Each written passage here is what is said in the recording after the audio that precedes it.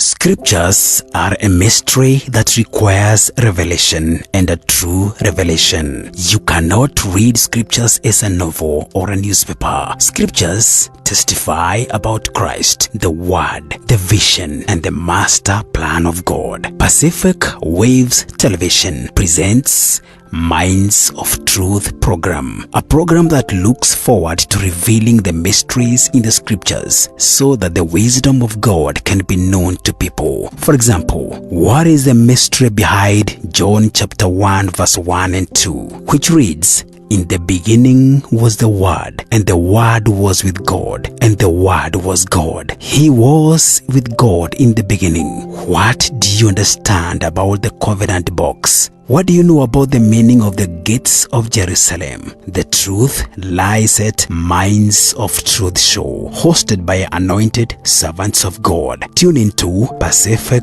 Waves Television. Stay tuned. Blessed be the name of our Lord and Savior. Greetings to you.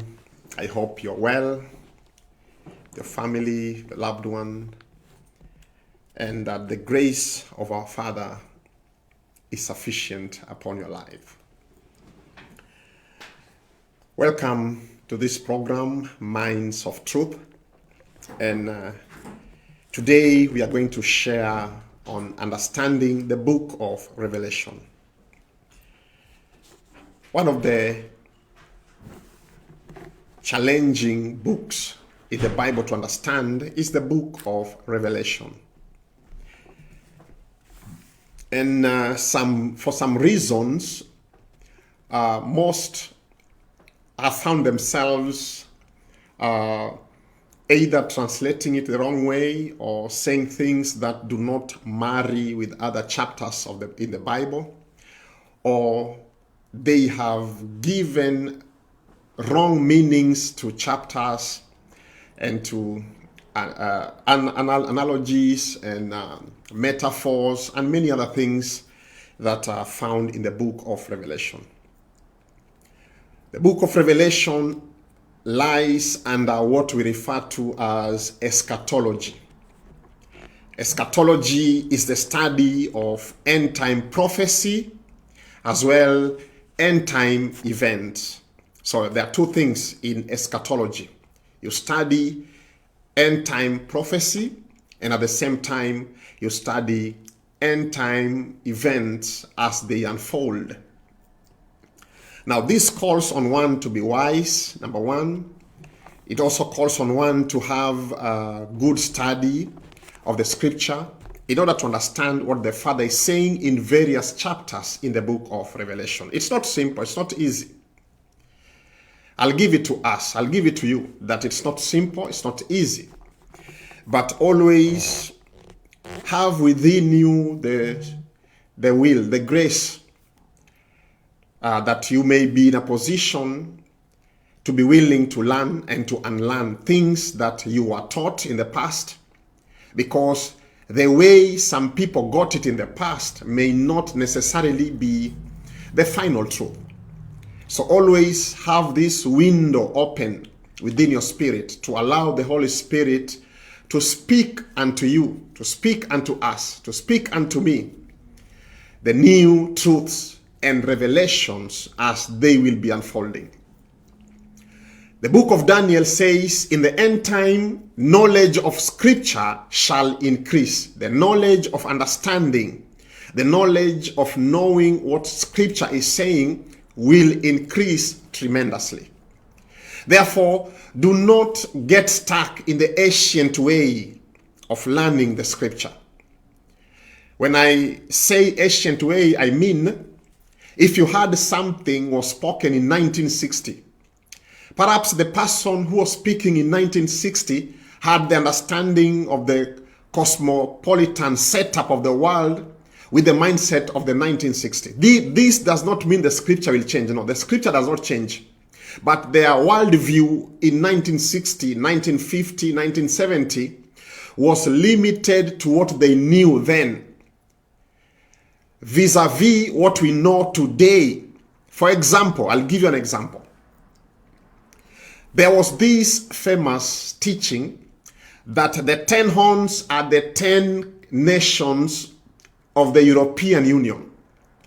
And true to that fact, true to that teaching, at the time, there were 10 European countries which had come together in the European Union.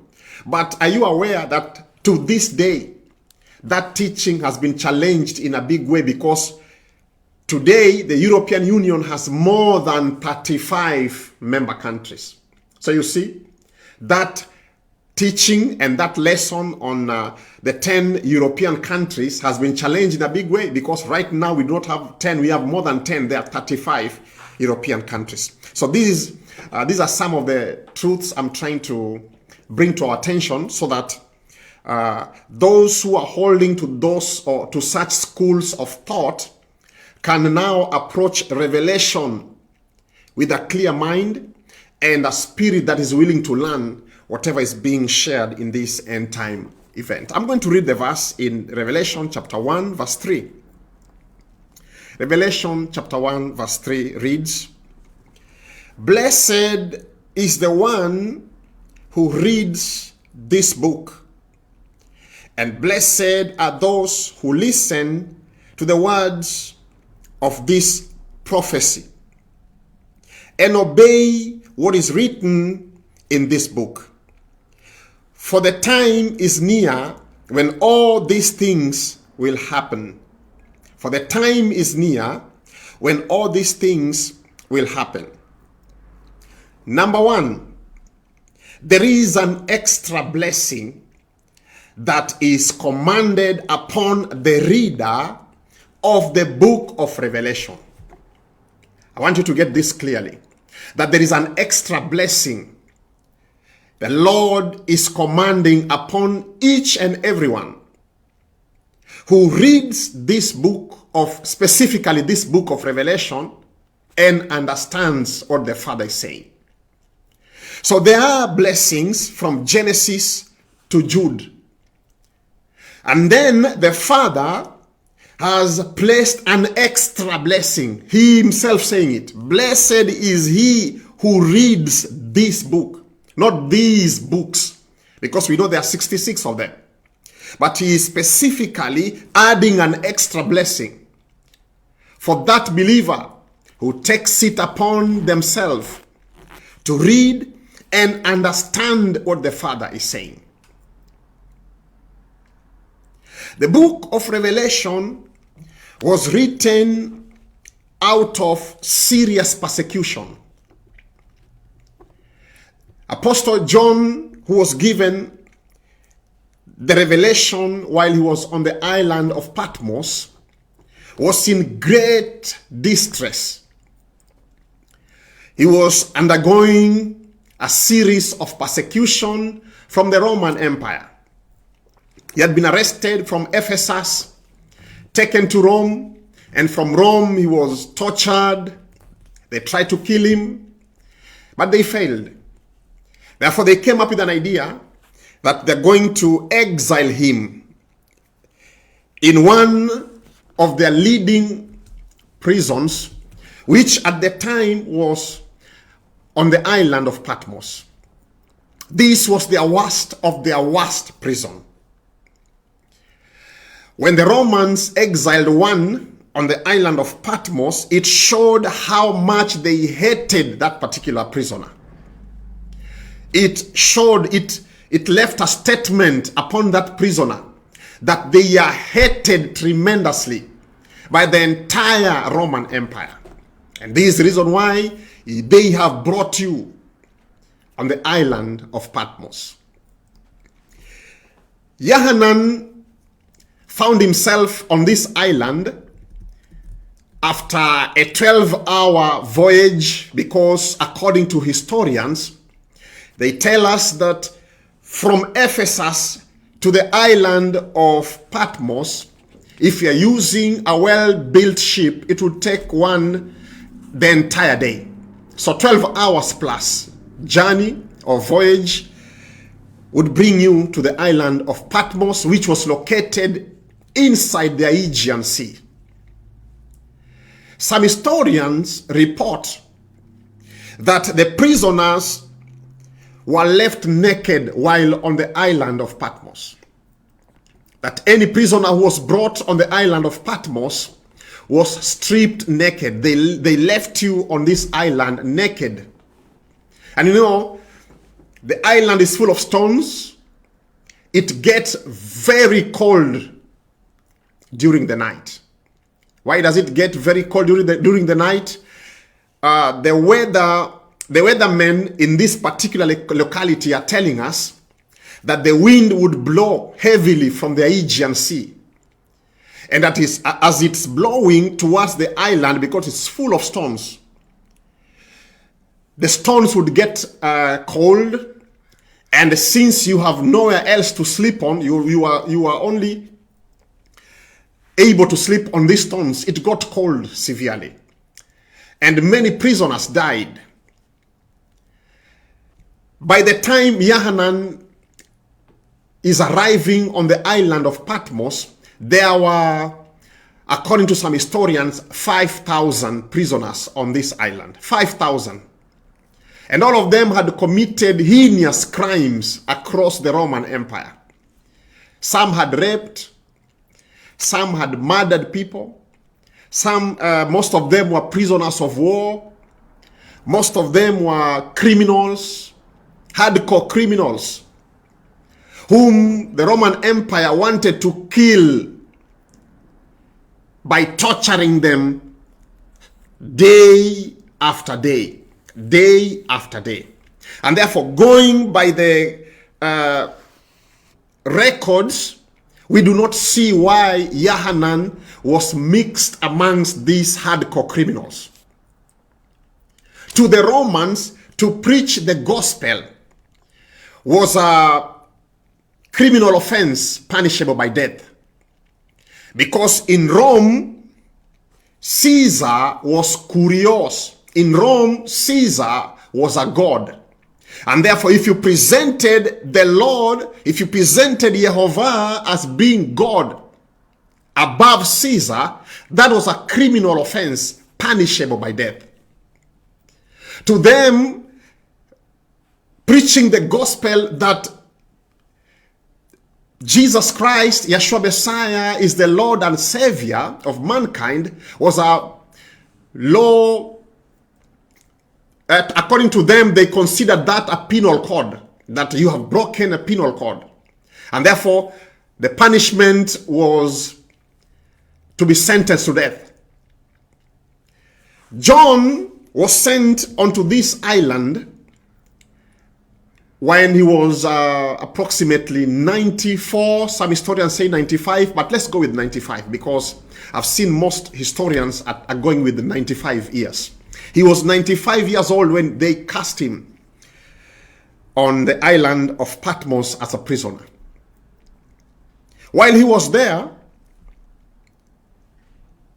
he saw how people were dying on this island. There was no provision of food. There was no prison warder on this island.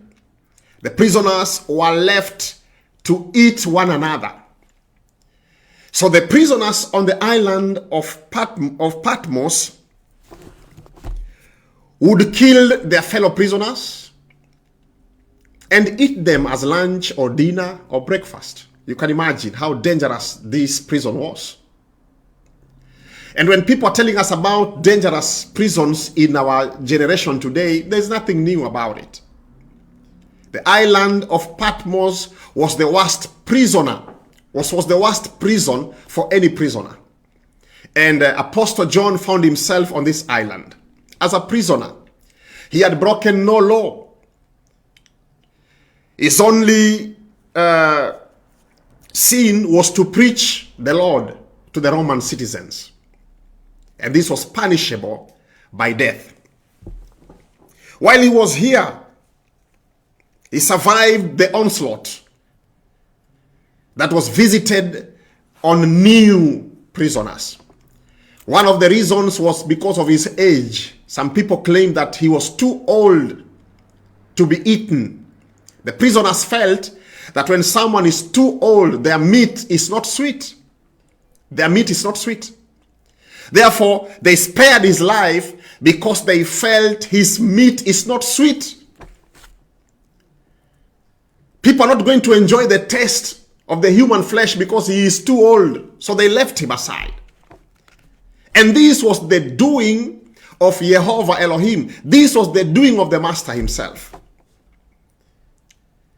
And the scripture says, he will make a way where there seems to be no way. When Yohanan arrived on the island of Patmos, historians are also recording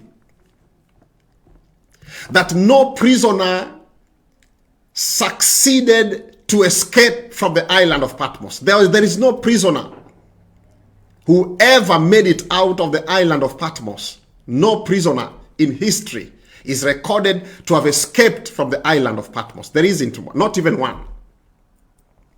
And this is amazing.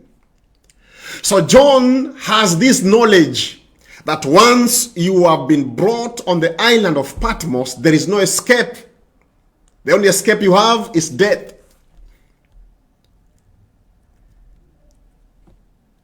And if they felt like you had prematurely died before they could choose you as a meal, they would throw you in the sea for the fish to eat you, because they would not withstand the stench as prisoners on the island of Patmos. Let's see some of the miracles that happened while he was on the island of Patmos. Miracle number one is he was not eaten as a prisoner by his fellow prisoners. He was not killed. He survived the onslaught. The ruthlessness found on this island, he survived by the grace of the Lord. And this is why he tells us, fear not, for I am with you. Even though you pass through the floods, I will be with you to hold you. Even though you pass through the fire, I shall quench the fire. Apostle Yohanan was the son of Zebedee. He had a brother who had been killed. His name is Apostle James. So John and James are sons of Zebedee. James, his elder brother had been killed by King Herod in Acts chapter 12. He was also killed in the line of duty while preaching the gospel.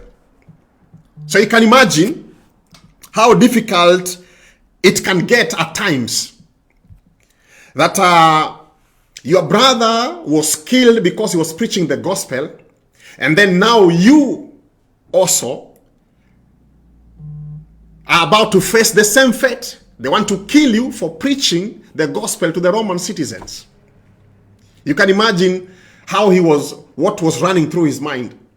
But be as it may, he had chosen to give his life to pass out the message of the kingdom. But what is amazing is the way the Lord approaches the issue. The Lord knows very well that John knows no one can escape from the island of Patmos. No one can escape. But see the way he comes to John. He tells him, write to the 7 churches. Write this message to the 7 churches which are scattered abroad in Asia Minor. So why would he even write? And there is no way he's going to get out of the island of Patmos. So why is he even writing? God does not go with the circumstances. He is the all-knowing. He is the all-powerful. He is the omnipotent. He is the omnipresent. He is El Shaddai. He does not consult with him. He does not let him know how this message will go from the island of Patmos to these churches while he is a prisoner. God comes to him in a positive manner and he tells him, write to the 7 churches. And John does not question God. Can you imagine? Do you see the level of faith that is in the heart of John? He is in prison on the island of Patmos where no prisoner ever left alive. Throughout all history, no prisoner ever left alive. But the Lord comes to him and tells him, write to the 7 churches. If it was me or you, I believe, we would have questioned and asked the Lord, but why? What is the need of me writing? How will the message even go from the island of Patmos to these 7 churches? How will it travel? How will it go? How will it reach them? And this is why we are being told, blessed is he who reads and understands. Because when you read and understand, you see the greatness of the Lord. You see the greatness of our God. You see the mighty power that was working behind the scenes. He comes to him and tells him, record, write everything you see. Because you will be sending this message to the 7 churches that are scattered abroad. Number 1, what I understand by this, when John begins to write, it tells me he has faith that God will set him free. He has faith already. The moment he did not question how he was going to leave the island, demonstrates faith. He blends immediately. He joins with the word of the Father. When the Father tells him, write to, it immediately translates to him that he is not going to die on the island of Patmos. The Lord God Almighty is going to set him free, and he is going to minister to these 7 churches. Blessed be the name of Jehovah our Elohim. And he begins to write. And he writes and writes and writes and writes until the end. When he had finished writing the book of Revelation, he did not even ask how he's going to leave that island.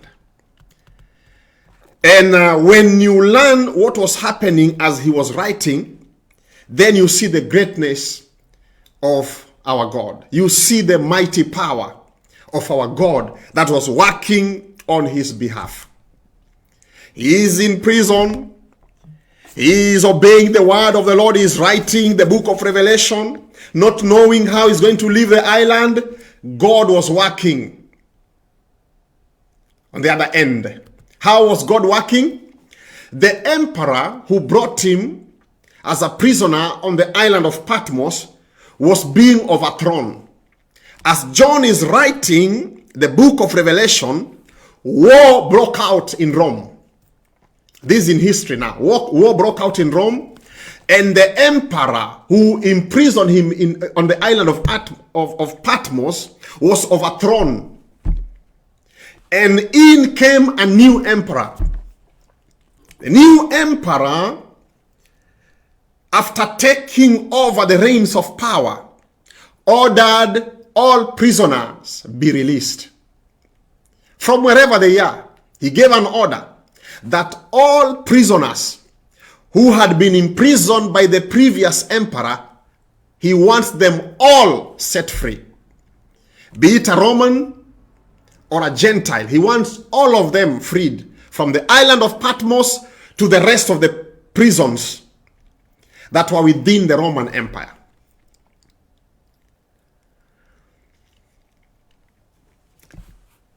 When the Roman army came on the island of Patmos, the prisoners were shocked, because any time they saw the ship docking on the island of Patmos, they were always expectant of new prisoners. But this time round, they are looking, and all they are seeing are the Roman soldiers without prisoners.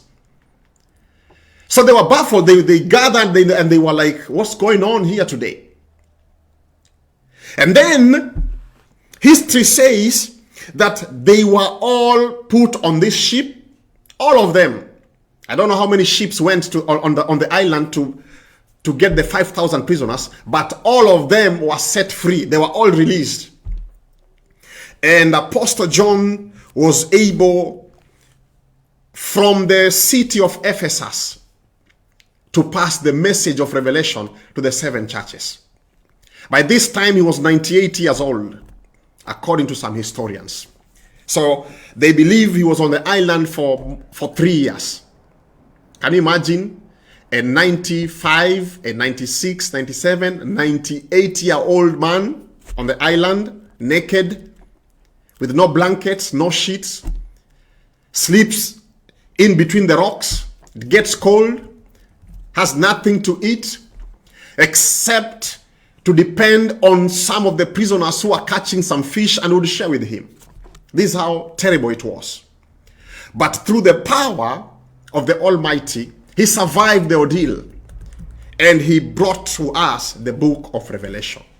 So the book begins with a sweet history. The book of Revelation begins with a sweet, encouraging, powerful history. The writer of the book survives the worst persecution ever visited on any apostle. And he was the only one surviving at the time. He was the last apostle to be alive by this time. This was almost 100 years after the 100 years of the first century. And when he writes this book, there are several things which are not properly translated. For example, I'm going to touch like 2 or 3, and then we shall continue in another lesson. Number 1, we have a problem with understanding who the beast is. And we have a problem with understanding 666.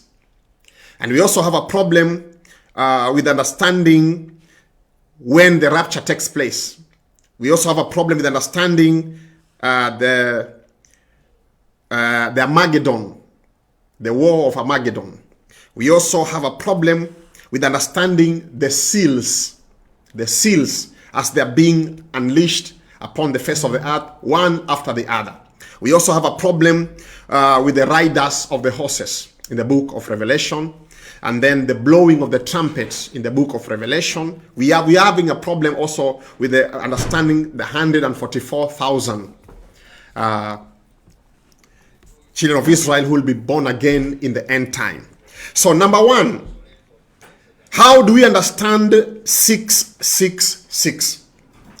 Number 1, 666 in our English translations is presented as numericals. And this is why so many people have counted the names of the popes in Rome, and they have ended up saying that, oh, because the name of certain pope ends with a numerical 666, he is the beast. And so many errors have been made in the past, and some are still not learning. They're still committing the same mistakes while trying to explain 666. Now, according to the Hebraic background of the book of Revelation, the name itself is Chazon.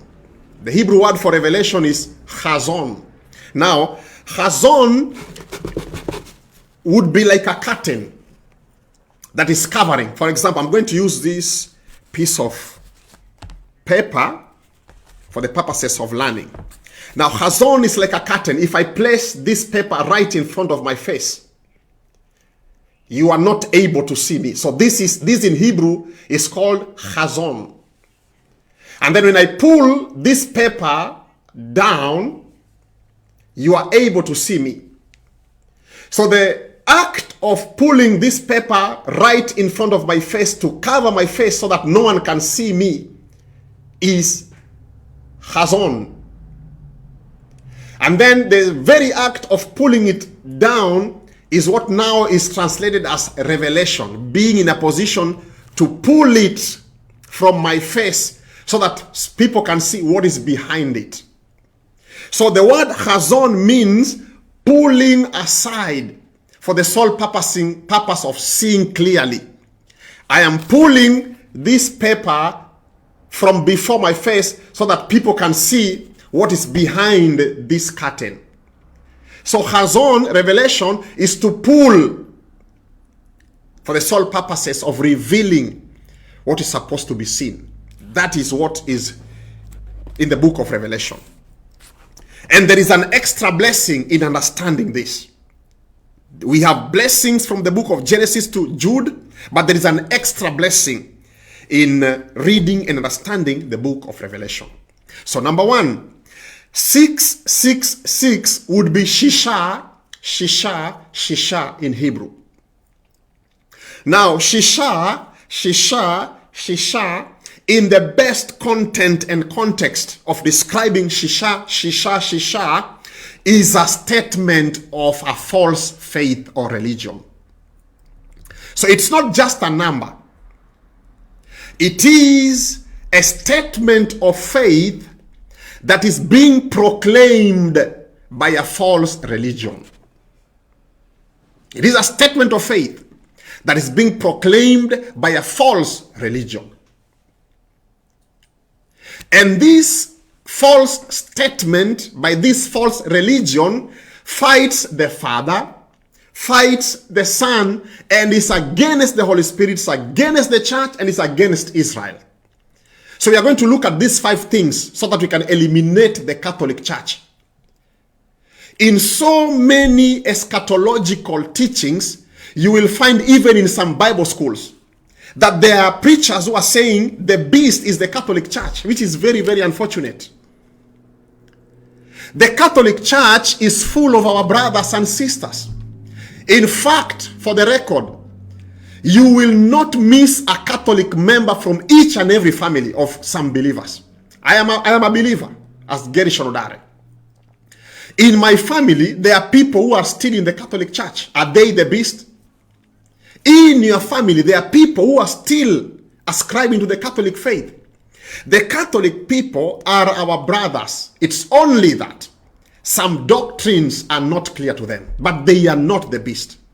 Ladies and gentlemen, we must understand the book of Revelation for the sole purposes of avoiding to teach errors and condemn our brothers, the Catholics, for no good reason. When you are short of understanding the scripture, do not look for a scapegoat to place your shortcoming of understanding the book of Revelation. You cannot just pull someone from nowhere and condemn them and condemn their religion because you have failed to understand the book of Revelation. Now let us look at these 5 things and then we will exonerate the Catholic Church from this accusation. Number 1, 666 is against the Father. They do not ascribe to the Father. This faith will not identify with our Heavenly Father. So here comes the question. Do the Catholics love our Heavenly Father? The answer is yes. They love our Heavenly Father. They talk about Him. They preach about Him. They pray in His name. Even if the formula is wrong, but they still ascribe to the Father. The beast will not ascribe to the Father. He will not glorify the Father. Number 2, the beast does not ascribe to the Son. He does not ascribe to the Son. And this we read from 1 John. The Bible is asking us in 1 John, who is the liar? The one who says the Son has not come in flesh is the liar and is the beast. This is in the epistles of the book of John. That the beast is known by him denying the Son. So here comes the question. Do the Catholics pray to the Son? Yes, they do. In fact, the Catholics love the Son so much that they want even the father to the Son and the mother to the Son to be worshipped. That is how much they love the Son. It's only that we'll tell them, the scripture does not allow us to go beyond the Son and worship the Father, who is Joseph, and the mother, who is Mary. This is the only thing we can teach them to understand. But they are not against the Son.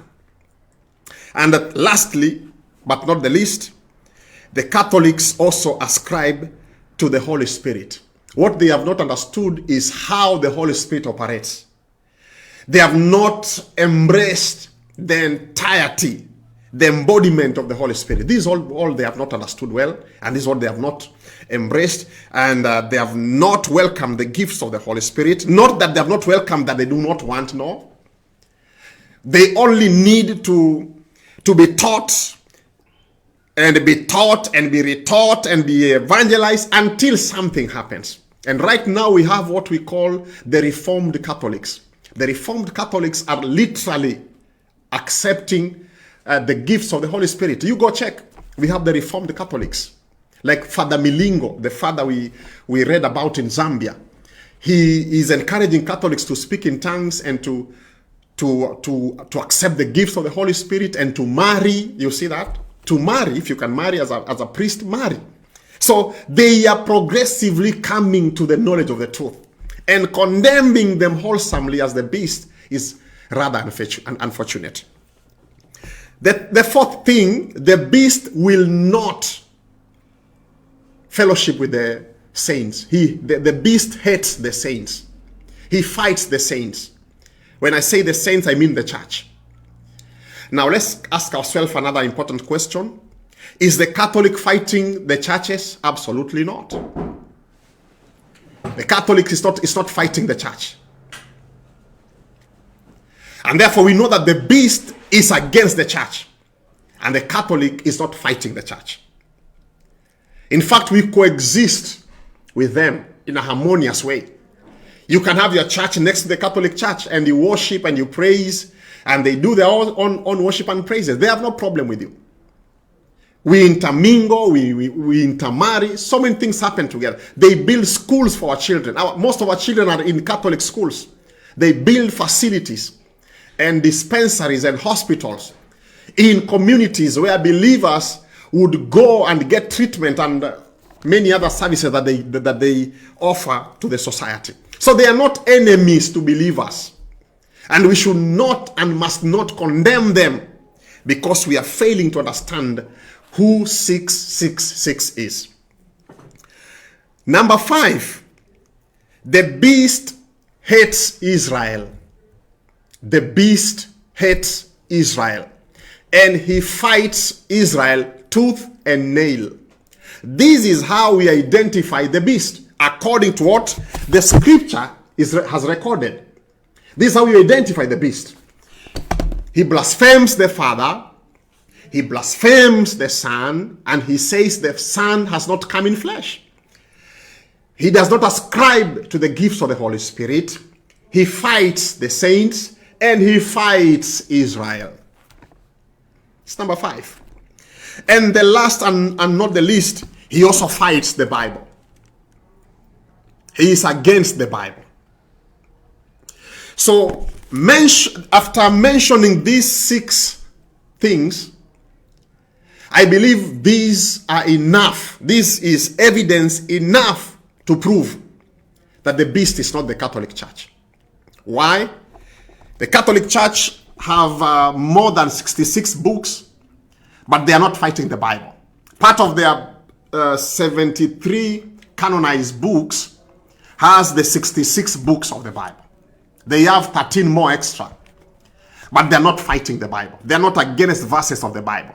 When we read in Genesis that God created Adam and Eve, they also read the same in their Catholic fellowship. When we read that Moses went to Egypt to bring out the sons of Israel from captivity, that's the same thing they read. When we read David fought Goliath, that's the same thing they read.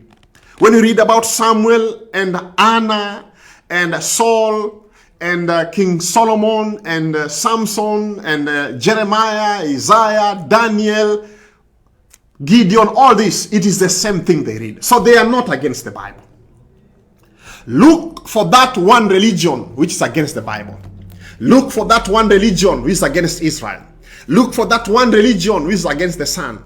Look for that one religion which is against the Father. And let us stop condemning the Catholic Church for no good reason. You need to read your scripture well and to understand what it says clearly. You see that? So the problem here comes when we are trying to find scapegoats whom we can brand as being the beast. And we will give 2, 3 weak reasons that cannot stand the test of the scripture.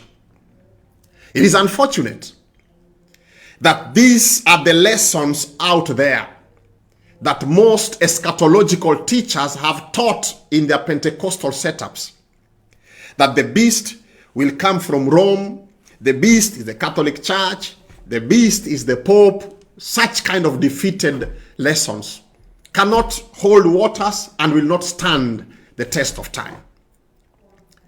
If we dive into this lesson time and time and again, we will come to the realization that the Catholic Church is not the culprit of Revelation chapter 13 or Revelation chapter 17 or Revelation chapter 7 or Revelation chapter 8 or Revelation chapter 9.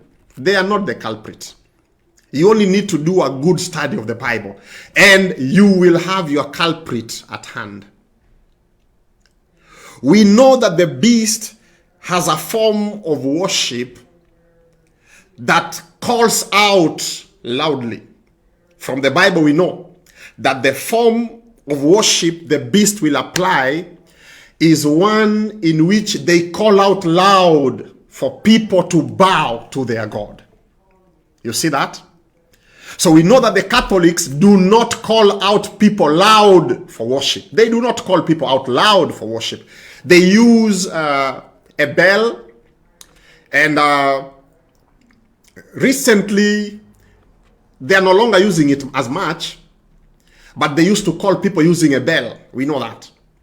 But the scripture is talking about a voice calling out people loud in the worship setup of the beast. So by doing your studies well, and by carefully going through verses and understanding the world religions, you will be in a position to pick your candidate. Number 3, the worship of the beast has a false prophet. The setup worship of the beast has a false prophet. And we know this prophet has been warned. We have been warned about this prophet by the Messiah himself in Matthew chapter 24. And he is specific. He's using a singular terminology. He says, I have come in my Father's name. You have not received me. Another one will come in his own name. Him will you receive. And this is why the Messiah says, you shall not see me again until you say, blessed is he who comes in the name of the Lord. You shall not see me again, Jerusalem, until you confess, Baruch haba Bashem Yud He Vav He. You see that? Baruch haba Bashem Yud He Vav He. Blessed is the one who comes in the name Yehovah. So the name of the Father, the one who comes in the name of the Father, shall be called blessed in the end time. And therefore, the worship set up for the beast has a false prophet. It also has writings. They have writings like a book. They have a book they're using. I want to believe you are beginning to see where I am leading to, and who the culprit is evidently shall be.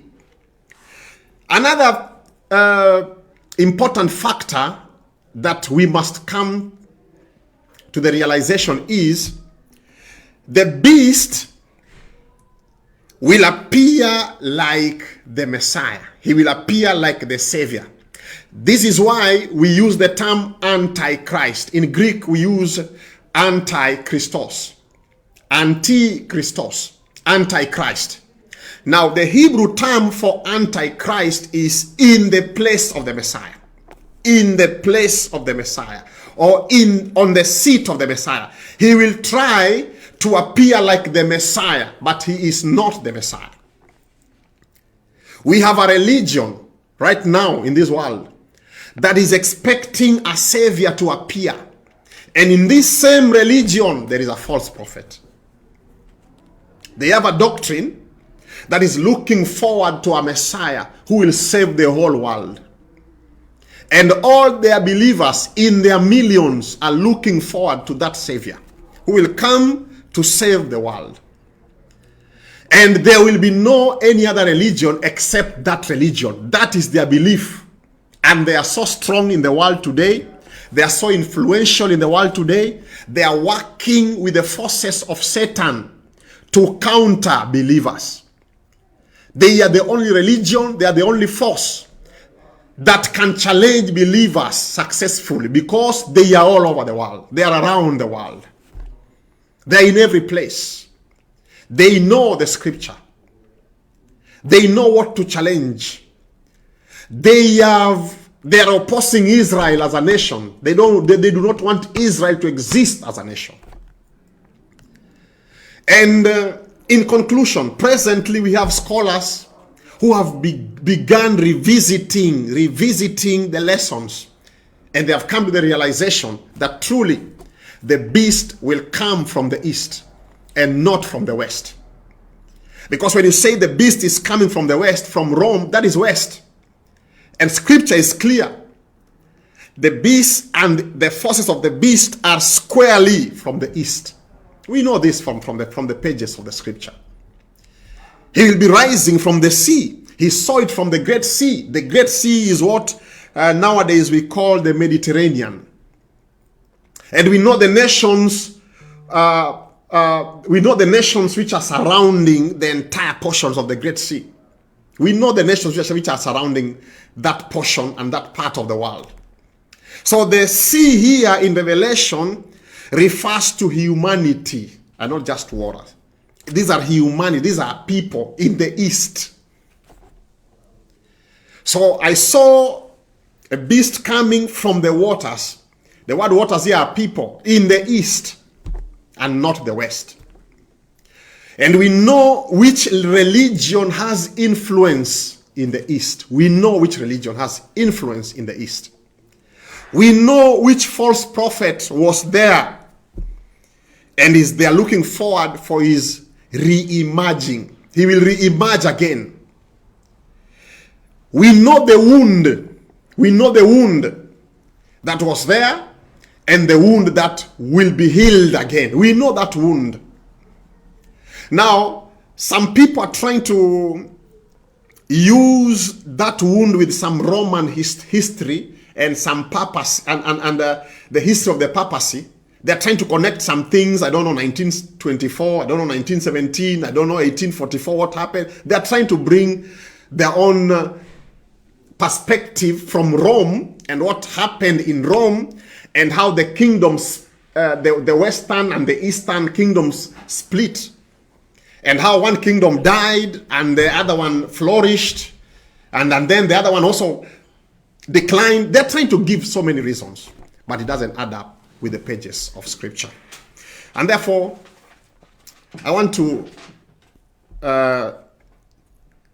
make my last point by asking us to compare notes thoroughly. Compare notes thoroughly.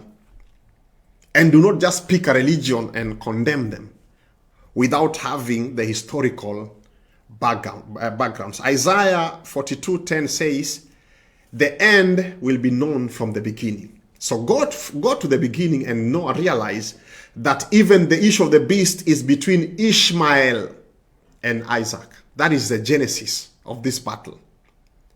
The genesis of this battle is between Isaac and Ishmael. Now, as you progressively study eschatology, you will see the battle is constantly between Isaac and Ishmael. The camp of Isaac and the camp of Ishmael. The camp of Isaac and the camp of Ishmael. This is how you understand, because the end is known from the beginning. And we know from the beginning the Catholic Church was not there. In the days of Ishmael and Isaac, the Catholic Church did not exist. So the end is known from the beginning of faith, because Abraham is the father of faith. And Abraham was the father of Isaac and Ishmael. We know that for a fact. And then it went to Jacob and Esau. Two nations were fighting, and we know Esau joined the camp of Ishmael. So the difference continues to the present day, where a certain form of religion with a false prophet, with a false book that is countering the Bible and the appearing of the Savior in flesh will fight believers and Israel. And we know which religion that is. We know for a fact.